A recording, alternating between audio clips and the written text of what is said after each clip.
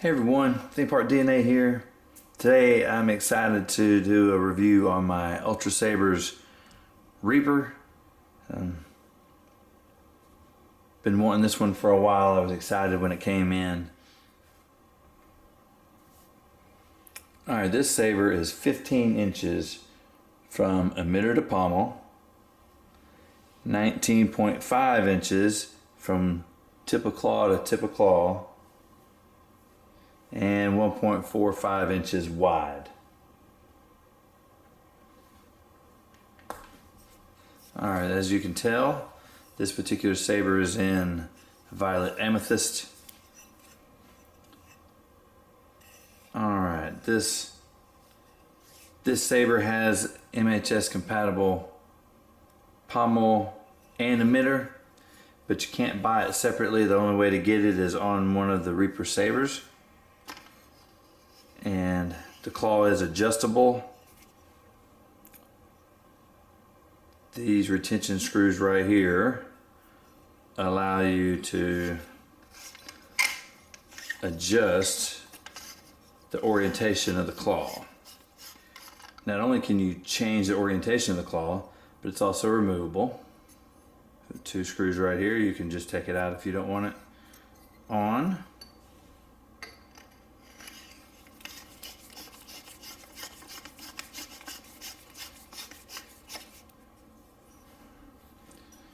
Alright, moving up to the hilt. It's got this great etching on here that's almost like a pseudo circuit board, but not quite. Either way, whatever it's intended to be, I think it looks great. I like the etching. It breaks up the monotonous.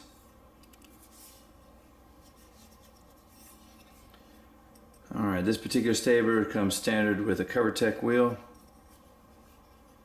Also comes standard with an AV switch. Alright, moving on up, we have this throat piece here, this silver piece that the emitter screws into. So if you see down in here, the LED module just sits in here loose, and the emitter drops down and goes around it. So moving up to the emitter, I'm going to put this back on in just a second. I just want to show you. Moving up to the emitter.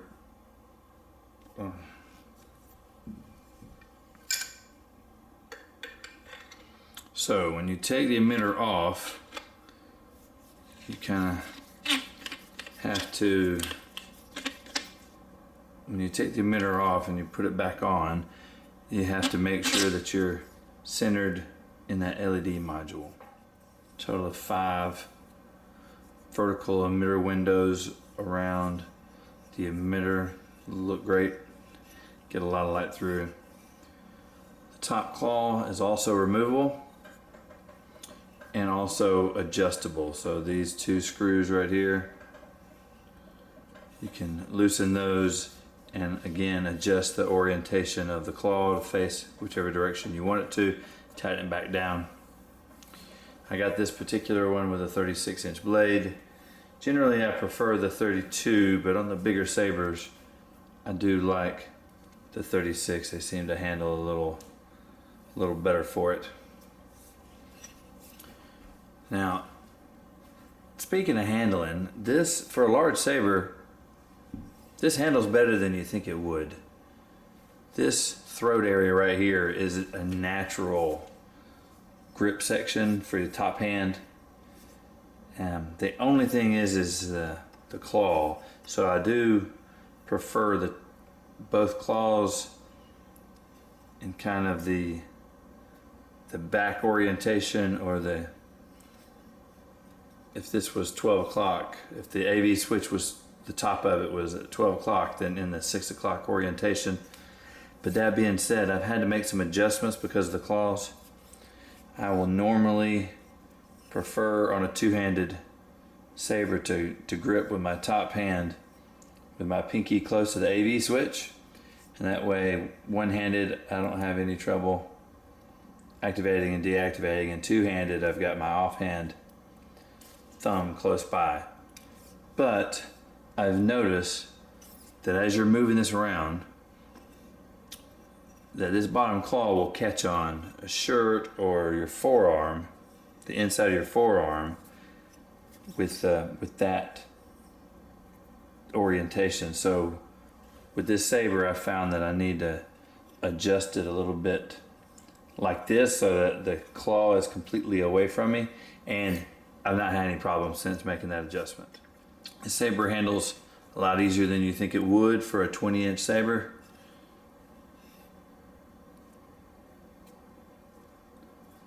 Gripping right here on this silver, what I'm calling the throat, for lack of a better term. It's a natural grip. It's a natural place to grip it, and it makes it just a little bit blade heavy, which is good. It makes rotations a lot faster, being just a little blade heavy. So I originally ordered this with the intention of it becoming another MHS base hilt, much like my Manticore has become, something that would look good with any emitter and any pommel, and I can mix and match as I want. But as you saw earlier, I didn't realize how the emitter attached inside here, and there's going to be a great many emitters that will not be suited for this throat. One, because of its depth, and secondly, because of the way that the LED module sits inside of this particular emitter. So I decided to just keep it as is, because it's pretty awesome just like it is, and I'm cool with that. So let me know in the comments below, what do you think about the Reaper? Is it awesome? Is it too big? Let me know. If you like this content, let us know with a thumbs up. If you haven't subscribed, we'd appreciate a subscription. That's going to do it for today. Thanks for watching.